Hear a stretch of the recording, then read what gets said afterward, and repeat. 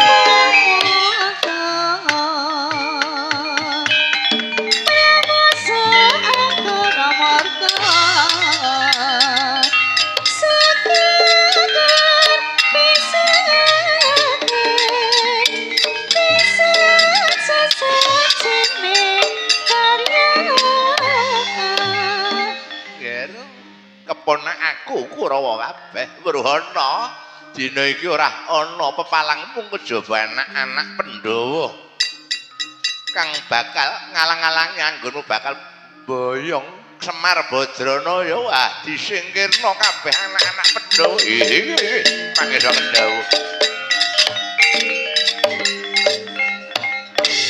tanpa montor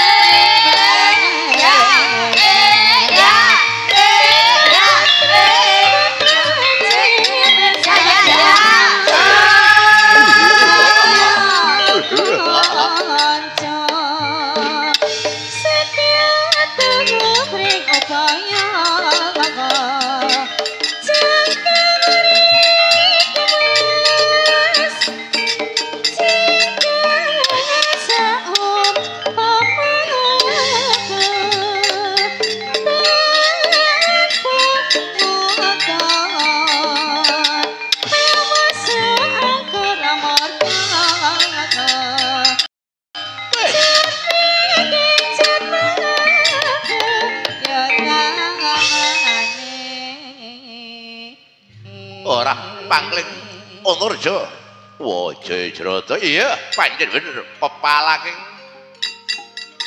para Kurawa bakal mboyong Semar Badranaya ayo boyongen Semar Badranaya iki iso nglangkai bangkening Antarja ladal sepiro kadigdayamu sepiro kasudramu wakamu Jayajrata ora bakal mundur sangka harapalan japa mantramu ayo Wajayajrata maju legane atiku ae tak keblekno bumi syukur kuwandamu kelakon yo tampenono tunggae Ngantarja.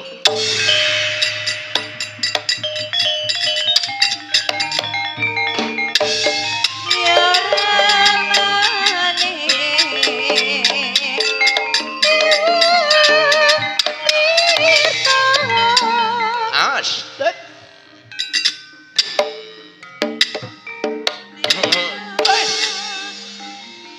Ya. Perang cara dugangan ya. Monggo Nduk. Sing ngantuk duliten. Sing turu nyunyuk rokok sing lungguhe senden goyangen aku. Ya. Perang cara dugangan ya, dugangan tumenggungan Surabaya. Awas.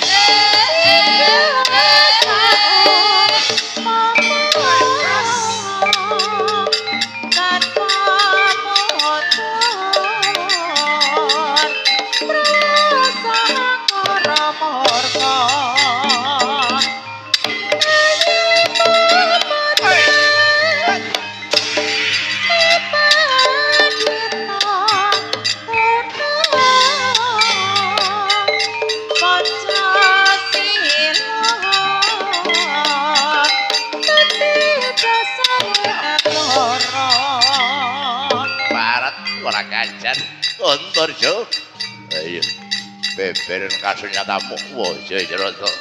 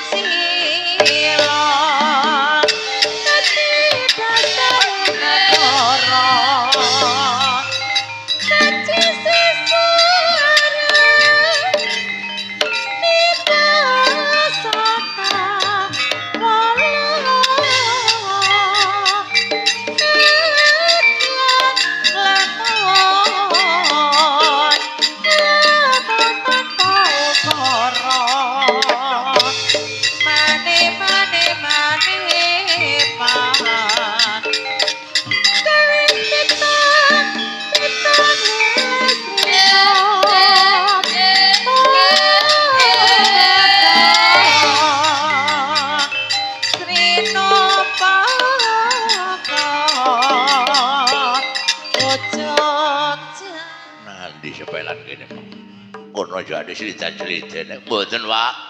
Kula mboten wonten sampean Pak. Bolak-balik ya mujen sing resek wae Bagong. Kula mboten wonten sampean Pak. Saya tidak usah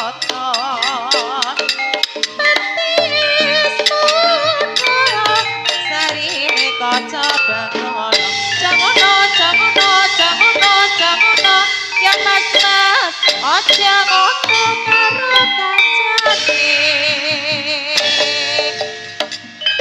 kancane sekar bisa ora foto kae ya mas foto kumpul ngabut gawe joko klapatan udan tresnane apa cak tinggal boyar ya layam mas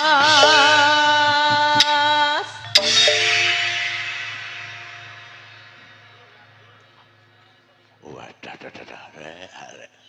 diajar Wak Bagong mamulgono wong mokong merkengkong gak kena disanak wong nek gak Wak Bagong mripate sak terbang bolong kudele bodong nyemet rokok kok mota mati mbok yo ngetok lho Mas aku cek ngerti nyangking ember ngarep buri lungguh jejer ngarep buri jejer kok ngarep buri ya wis rek pono kawan mrene mbok alah niku wau non Wak Bagong pono kawan mungsuh Raden Antarja non mula menyepelekaken Ndara Antarja ala tanpa rupi Ndara Antarja niku putune kula lho lho musuh pinten-pinten pleton niku pejah kali Ndara Antarja mboten merga ditegek ditunjuk matek didone ta didone ngono bosok sak jero-jero saking mandine upah sing Ndara Antarja bener mundu niku monggo wangsul mawon nek mboten kuwi nandingi kasektening Ndara Antarja ladalah mau kalah kelana Jaya Jrata ya jangkeping para sarta Kurawa sapa aku lho non tembung sapa aku niku namine Jobriyana ngegung-ngegungno awake dhewe wong niku mboten kaya andhap asor mawon mulat sarira angrasa wani mulat ndut nyawang cak sarira iku awak wani wis gak wedi blas mantep cak lho bener mundu niku melonon terus pundi mawon Ndara kula Jaya Jrata niku kedah mawas diri enten unen-unen ngoten niku non. Ada pepatah mengatakan ibarat gajah di pelupuk mata tak tampak kuman di seberang lautan tampak loh salah dhewe sak gunung go apa oleh ndelikno go apa oleh nyengitno ya salah wong liya sak menir go apa oleh ngungkit wong ngoten wong juwe epeh jeleh alias tewa-tewe lho mila Ndara kula Jaya Jrata ketaenget monggo wangsul mawon pun mung Sandara Antarja mbok alah bener mundu niku non dalah iki mokalah mundur tak sumbaran yang sepiro kadik dening Antarja ya lindhu pertara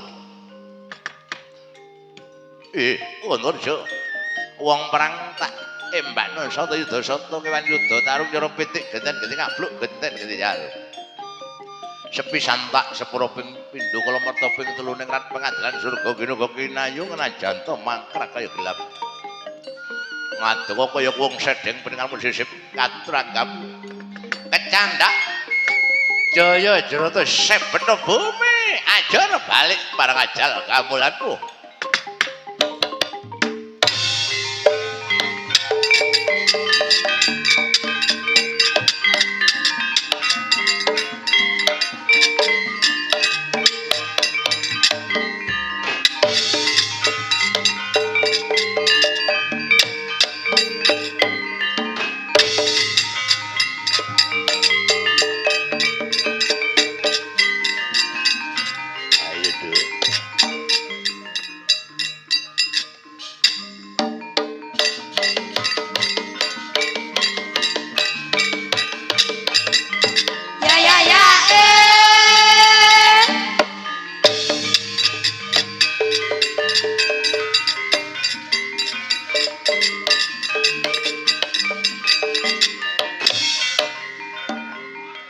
sedulurku Jayarata Madara ya iki Aswatama kang bakal merantasi gawe.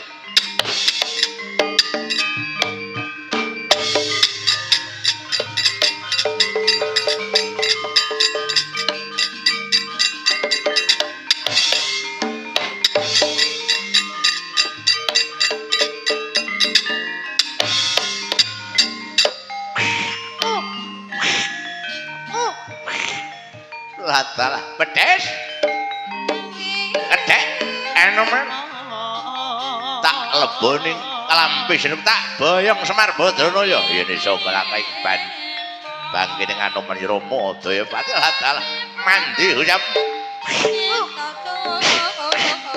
wis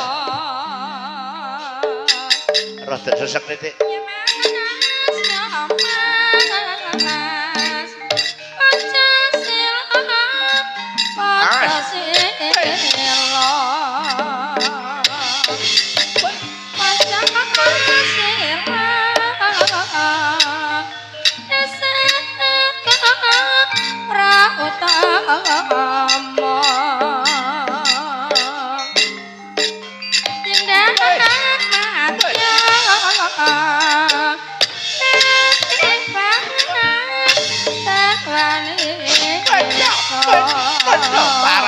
kurang ajar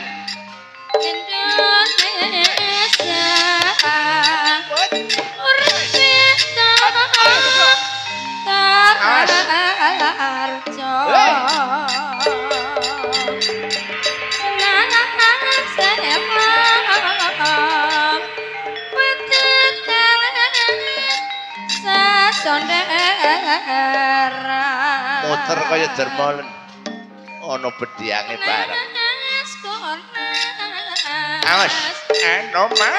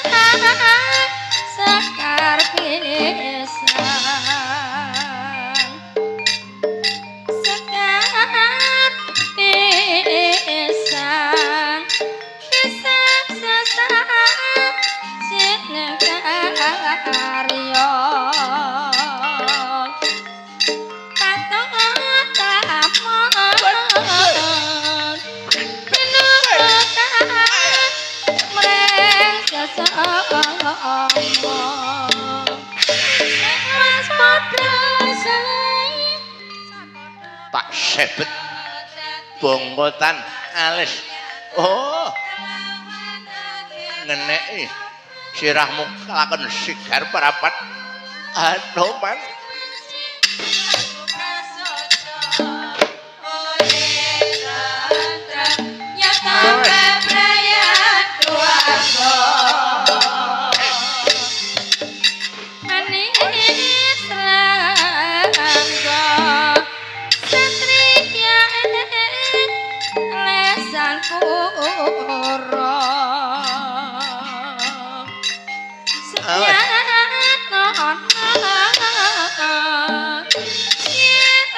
Awas kepuli. Matrang sira. Nes kunes awingen kita.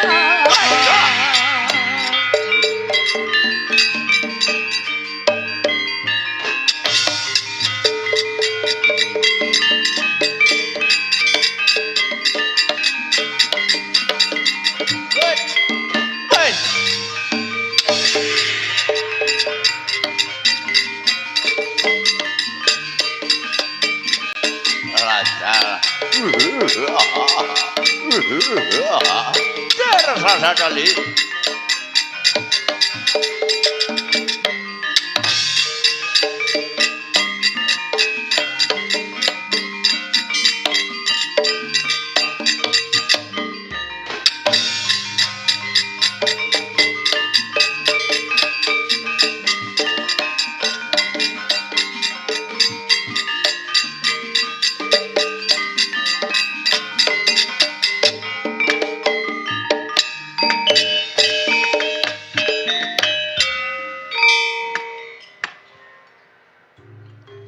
Ana papang mas maninggal enjang patinya papang ngono endang patinya papang ngono satengahing rudha kreta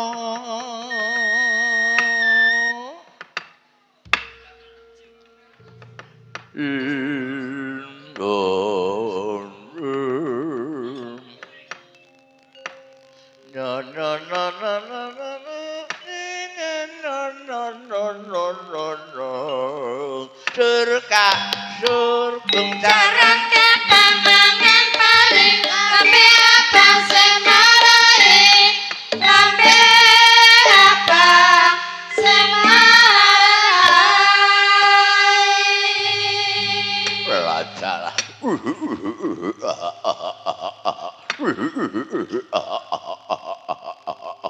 Dursasana panenggak Gorawali Anoman bedes elek tuwek penteyak kaya engkek kurang pantek wah biatan ditandangi mo kalah Dursasana sepiro kadek dhewe Dursasana mendake Dursasana mendake Dursasana mendake wah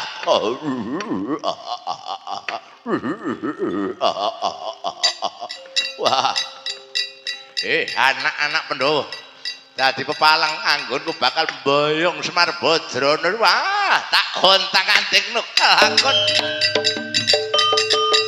Dursasana raja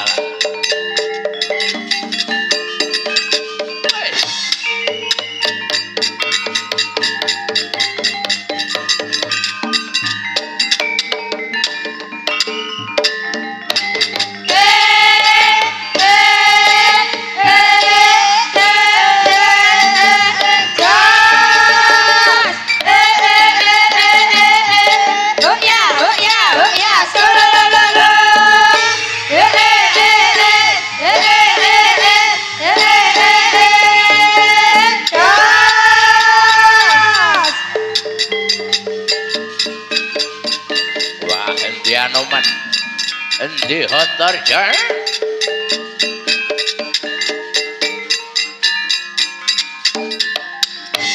lho endi Anoman Hantarja sing maju tambah sing cilik Angka Wijaya Dursasana tandingana Angka Wijaya ora bakal mundur jangka adalah mana sati cilik-cilik mana sati kurang ajar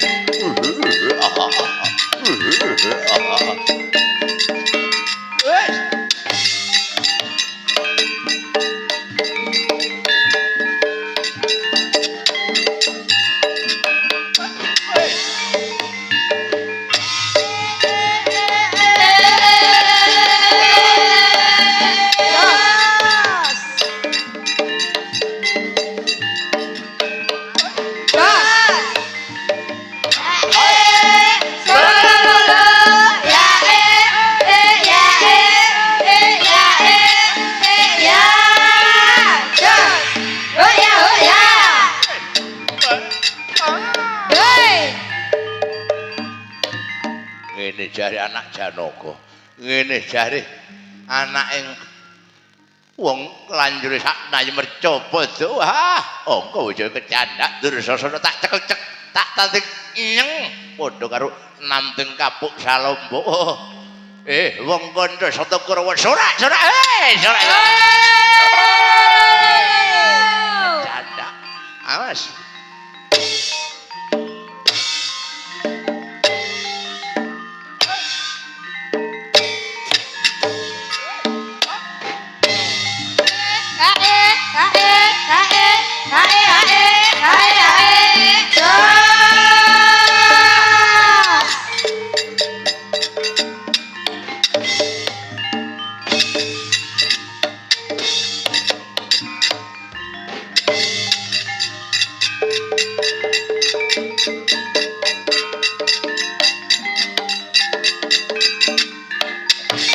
Wah, sing biru sing metu anak Wijasena, Antasena. Wadursasana wah anak Wijasena. Ibumu jenenge Urang Ayu. Pancen bener wah Sena iku nek kadung seneng gak peduli urang-urang ya dirabi. Duwe anak dapuramu. Wah, kakan ngomong Wadursasana wah sepiro katik damune.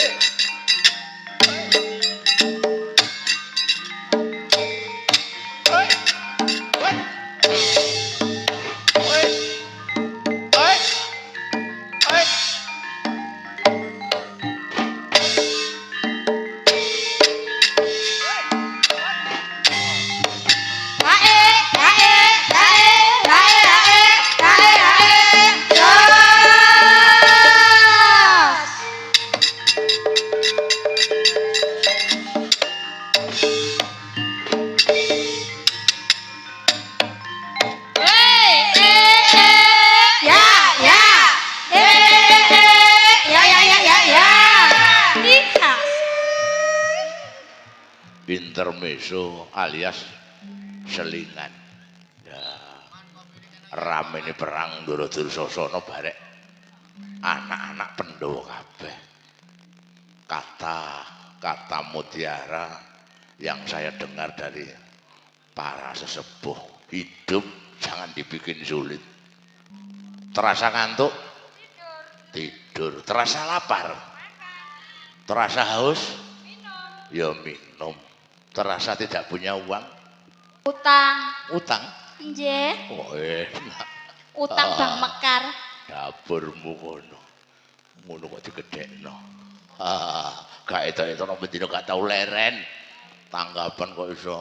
Lah pripun lho kebutuhane kathah Mangkane aku kok nemu nang gone perapatan Balung Panggang kertas sak suwek telah digadekan 1 unit kalung seberat 30 gram milik NY RRR Fadilah.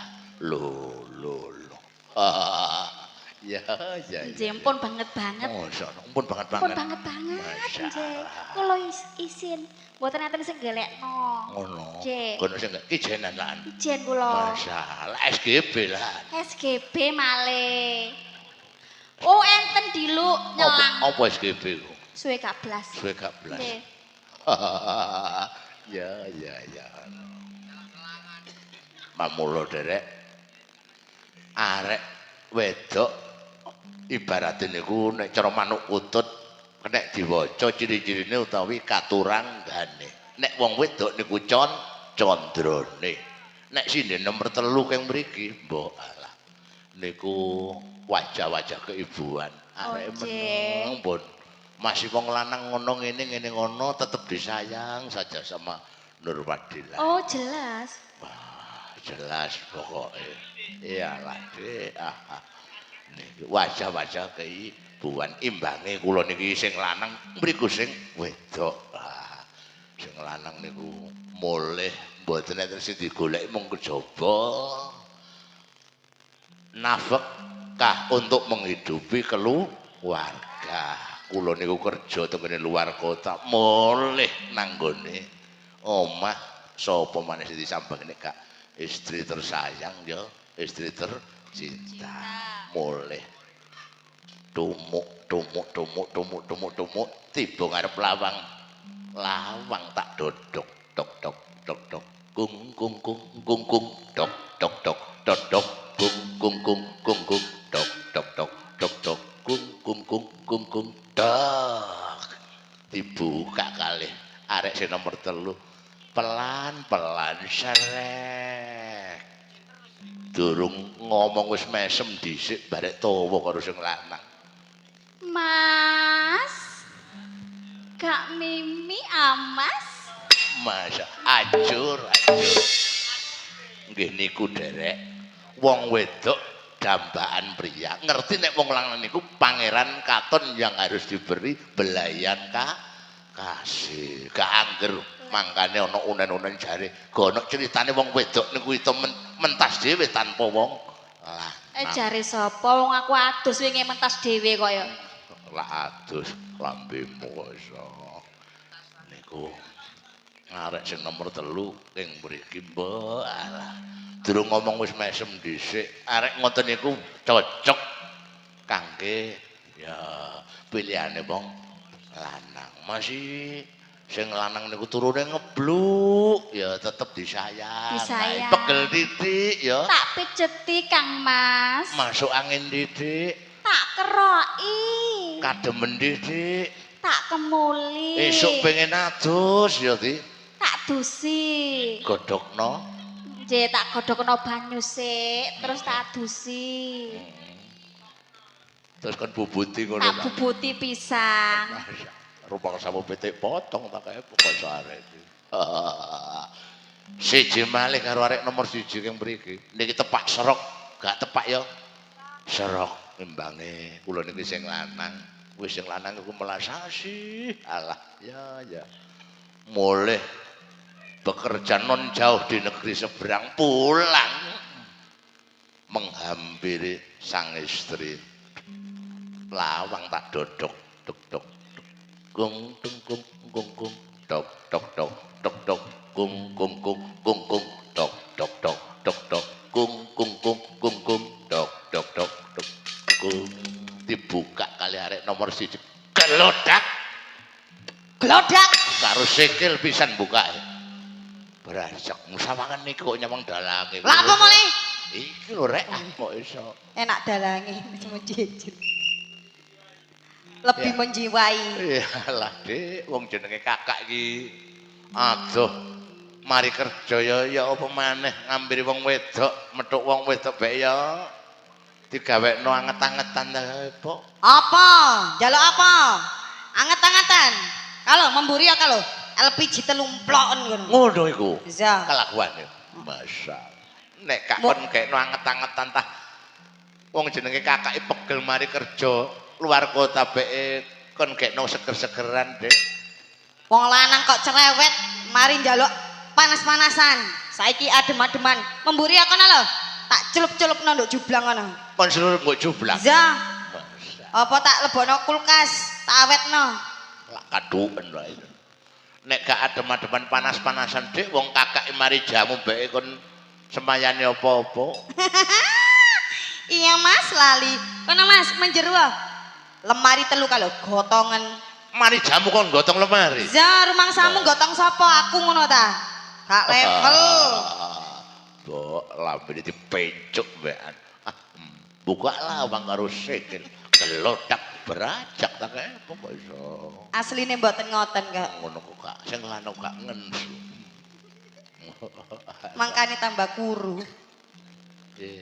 Asline mboten ngoten derek. Nek Ngoten. wau wong sawu nanggap wayang sak ludruke. Ludruke. Mbok alah. Asline arek nomor 1 mboten ngoten karo sing Mboten. lanang niku mbok alah sayange penggilan kok. Sayang kok. Kaya laron brondoli, ngetut ae burine. Kaya perangko kelet ae. Wis ayo rek, wis arek, ayo rek jalan pelan-pelan ruwek.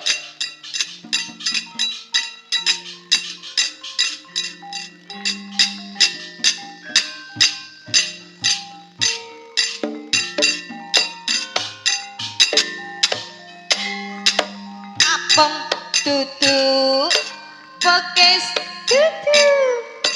Apem dudu pokes duduk abang duduk pokes duduk abang duduk pokes duduk abang duduk pokes duduk abang duduk pokes duduk abang duduk pokes duduk abang duduk pokes duduk abang duduk pokes duduk. Apem duduk pokes duduk apa kira-kira? Kocur. Kocur. Nggih. Enak kocur gak kaya banget. Serai banget. Serai banget. Banget.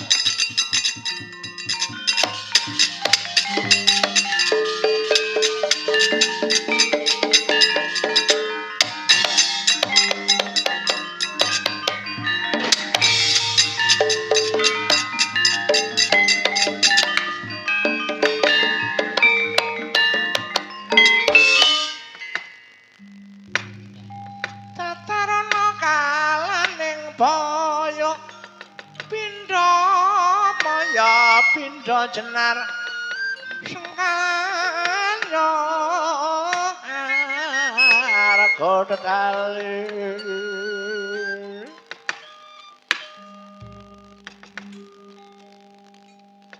Pejani ujan jalena ing angkasa karepepi sawijaya antariksa totik daya. Pating kumerket pating kumerijing badanipun sang Gatut Kaca wit badan Kadyawaja. Eling Gatut Kaca duk nalika lair ginodhok wonten ing kawah Candra dimuka pinaringan adon-adonan Suropati Degaman. Netra Kumala brengose kawat blendrat tundhake pedhang baune klewang driji gunting penitis baka ngelumpang kentheng tungkak kaya dene becok.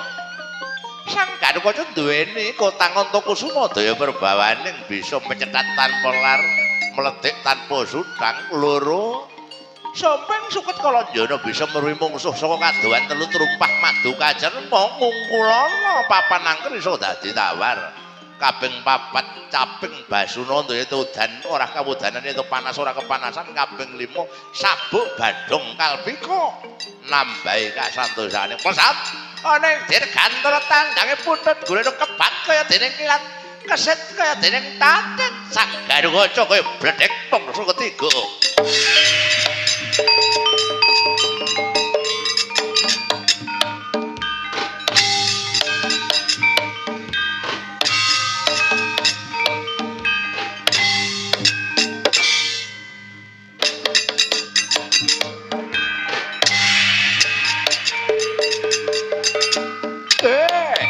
Gatut Kaca budhuna le adal anak Wijasena munggah wadir sasana budhuna adal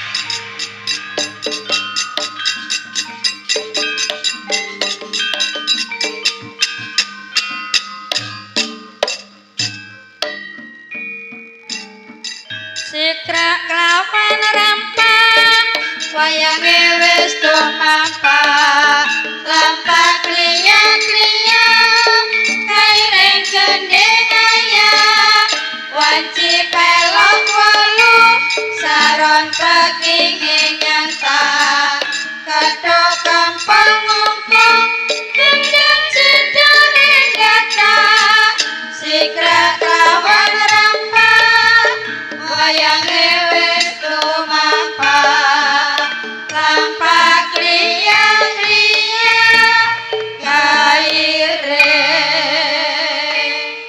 gendeng ayah Sukra mangkara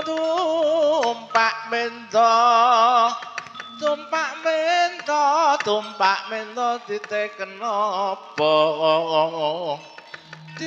apa semawra ditwangra rekata buta mesa.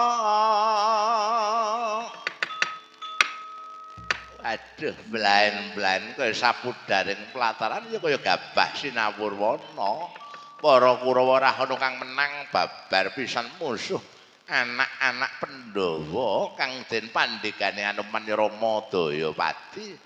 Mongko barisaning para Kurawa den jampangi sarta den sengguyung ibunine Permana ya Betari Durga. Waduh, Kanjeng Ibu Betari Durga ngaturaken ketiwasan Kanjeng Ibu.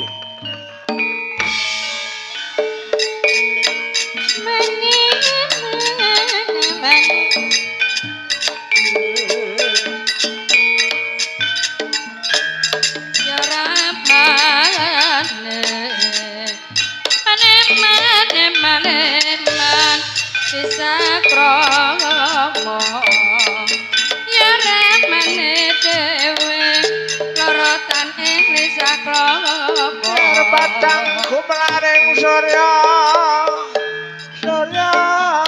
munjuk madang induna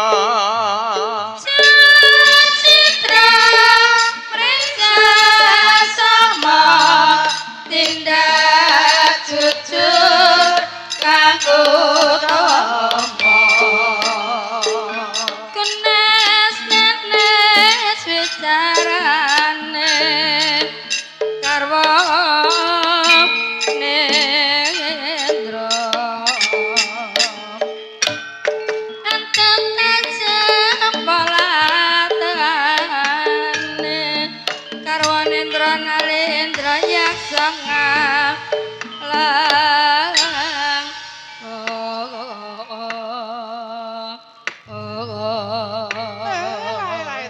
ketok kaya lembah tak racang kaya brambang tak iris kaya buncis sengkuni nuwun inggih Kanjeng Ibu ngaturaken ketewasan ya Seman Purwana sakjane ngono kekarepaning pun Ibu Betari Durga iki amung anuruti yang pukulun dewaning Bathara Guru nalika semono ngutus Ibu Munini Permana kelawan wadya bala ndol-ndol sim setan priprayangan sumusup lenyawiji kelawan barisaning para Kurawa saperlu ngrusak klampe sireng sarta gawe bubaring pakumpulan klampe sireng mengkono sengkuni inggih Kanjeng Ibu nyatanipun para Kurawa mboten saged nandingi kridaning para putra-putra Pandhawa sedayanipun yen to mboten ibunipun Permana kang nyarirani wonten ing klagan perang kula kinten mboten badhe pungkas perkawis menika Kanjeng Ibu. Endi anak-anak Pandhawa tak tamake aji petak kelakon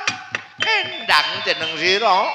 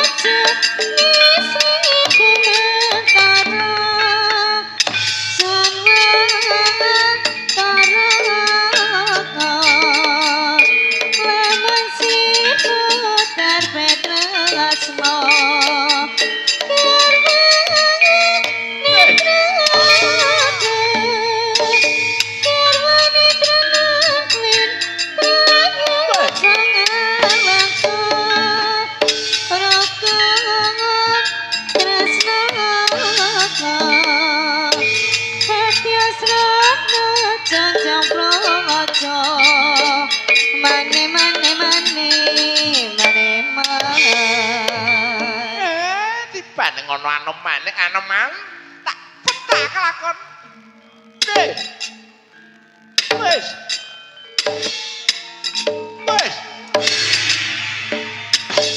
Nyelametkan pokok-pokok lale lale lale lale lo Kumilima putra nita kita karena Pancasila kadasana korong utama Iya toh, Anoman aja keplok bokong bandeng sikil aja girang kembuyung. Senajan to jeneng sira ora kuntal babar pisan tak tamaknya dipetak nanging malah kepara sebalik ngaku kang kok petak nganti kendang kaya mangkene. Oh, bakal tak aturno tak wadulno marang Kakang Pukulun Dewaning Bathara Guru. Duh, Kakang Bathara Guru. Engkang garwapun ini permane mboten kasil ngrisak klampe sireng lan bubaraken klampe sireng.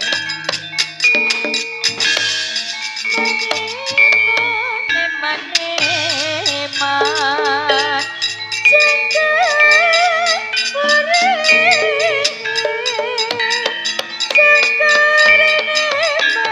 jaga tanpa mohon merasa anggar morga cermin jalma cermin jalma jalma kanggo jatan jiwa wong prawira panggal lapun negara Dun. Ndara kula Anoman ngaturaken ketiwasan den lho. Ketiwasan sing kaya ngapa mangundi wangsa mboten nyana mboten ngira. Sesampunipun mangke Rama Semar nggih maratuwa mulang muruk mejang putra-putra Pandhawa entek-entekane kula tingali mboten nggene. Kamare mboten enten ten wadadadademu. Rika kene lunga pamitano nang anak putra-pokmu aja nyusahno. Anak rikamu Bagong mangun adiwangsa ndi papan dununging kaki Semar mira den kula mboten ngertos wong mboten pamitan babar pisan ae. Duh Ndara kula Anoman mun wangsul-wangsul madosi mangke Rama Semar nggih maratuwa selagine dereng wangsul dhateng klambi sireng den. Ya Bagong tak dolekane Semar Badranaya.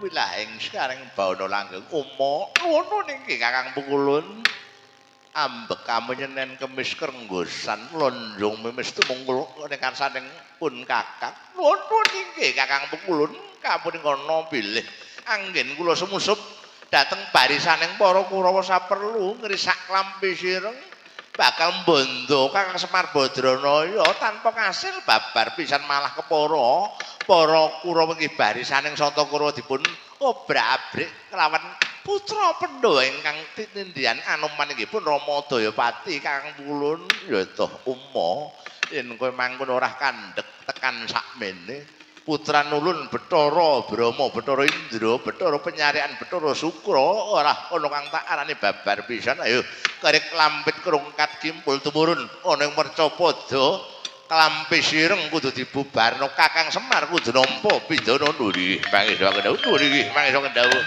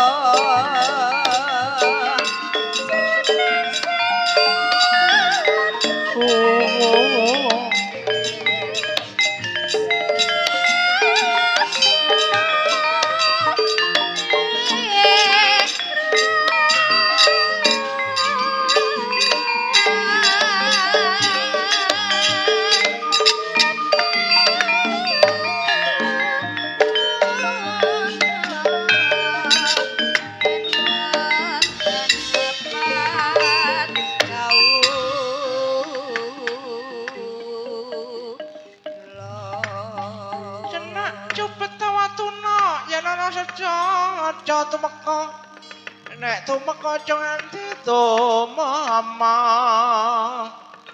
nek tumama ora japa kang utama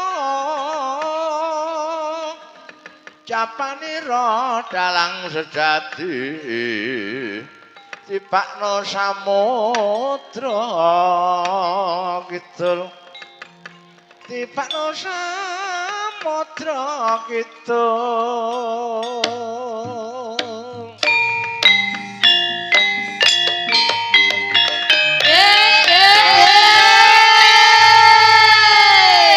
wis nganjek ing pamadyaning Raden Pancene Pertamangsa gara-gara Kilurah Bagong susah atine jalaran tinilar Semar Badranaya lunga datan pamitan babar pisan tinengganan ingkang putra pun besut uga ingkang rayipun gambir sawit ya Sara Ganja.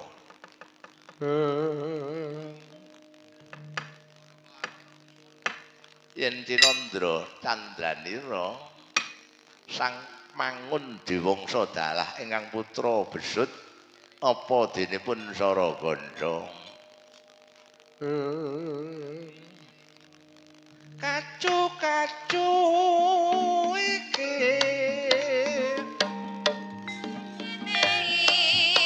saiki wis lali aku ora bakal mati janji-janji sehidup semati kacu-kacu iki pancen beni tur kandhane wengi aku nalika nabani Sara Ganja mrene janji sing wis mesti dilakoni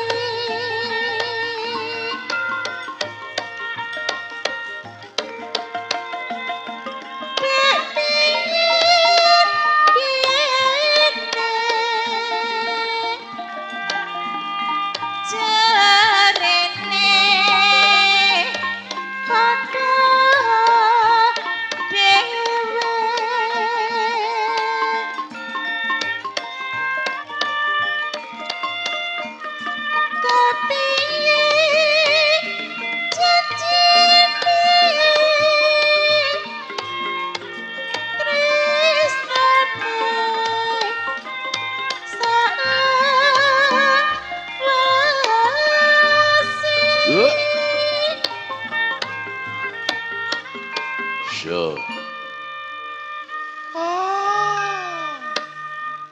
menggo kok kaju-kaju Sud.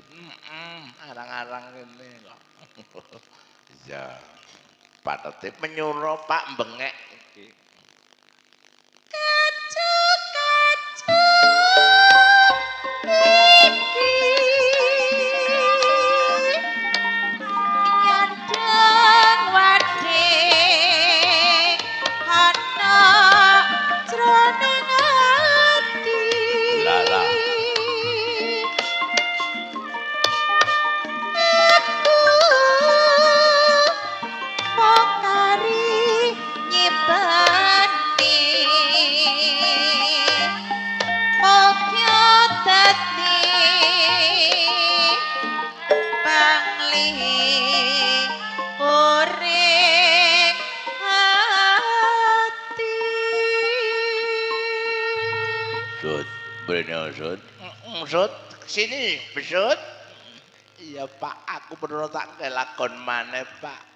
Wahai matahariku bersinar terang.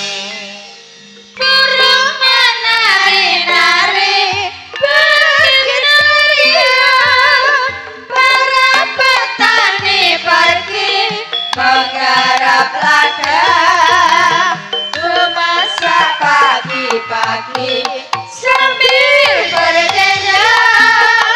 Rembuku ramas-ramas ku campur bawang, telurku kocok-kocok semuanya ku campur jadi adonan. Sesaat masakanku kan siap hidang. Oyo, oyo.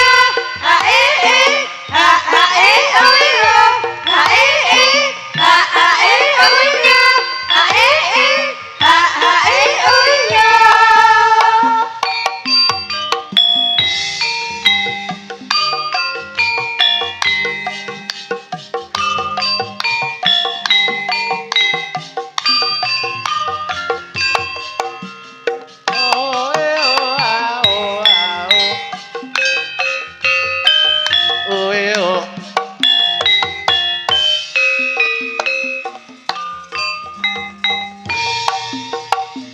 Wahai matahariku Iya. bersinar terang, burung menari-nari pergi ceria, para petani pergi menggarap ladang, ku masak pagi-pagi sambil berdendang. Telurku remas-remas ku campur bawang, telurku kocok-kocok tahu menggeram, semuanya ku campur jadi adonan. Sesaat masakanku kan siap hidang. Oh ya. Dintekno karo iki. Kakak hai. Ya wis gak dadi apa. Diapakno ya. Balik-balik lho iso. Bapak Bagong barek Maman Saragondo. Wong iki awake dhewe pinanggih kelawan dulur sawu ing adicara sedekah bumi. Muga-muga kinabulanan kasembatan kang dadi niating dinebih nang balak lan sengkalane dijepakno rejekine. Rineksa seger kuwarasane. Semono rena lan wengi tansah lancar nyambut gawene. Bapak Bagong semono iki Mang Makdi Semar Weruh kok ora ana menyang endi mungguh papan lan panahane.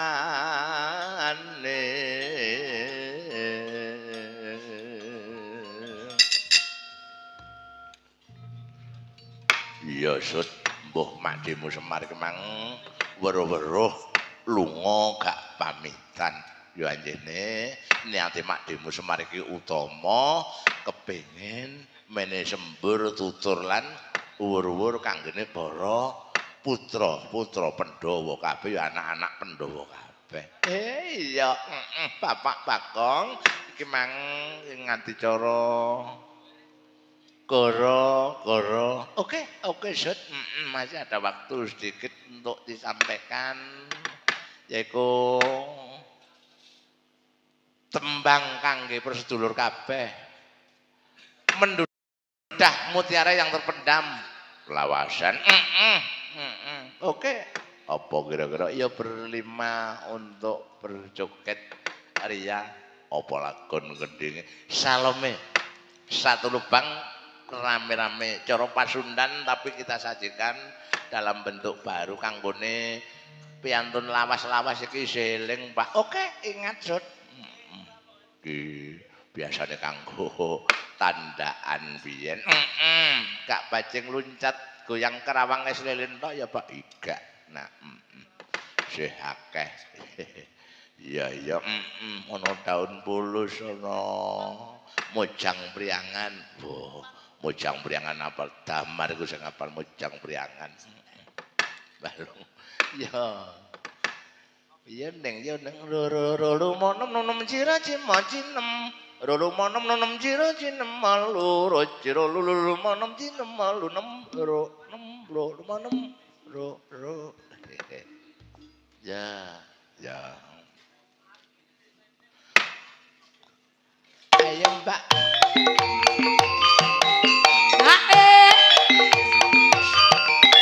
Ya.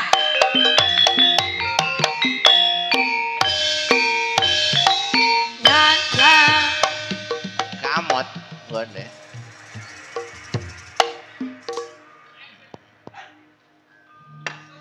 napa kon sing ditawani kok sinden sing nomor loro teko pinggir ae kan mango mindo jaluk mindo iya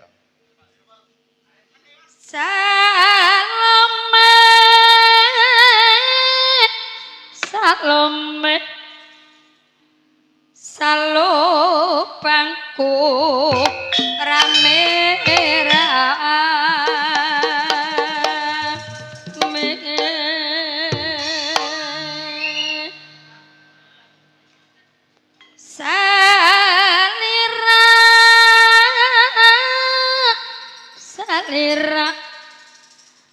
saliraku sarere ya istilah zaman ayana Salome di mana amanah Salome salubangku rame-rame asoy mana tahan cari teman pemanasan aduh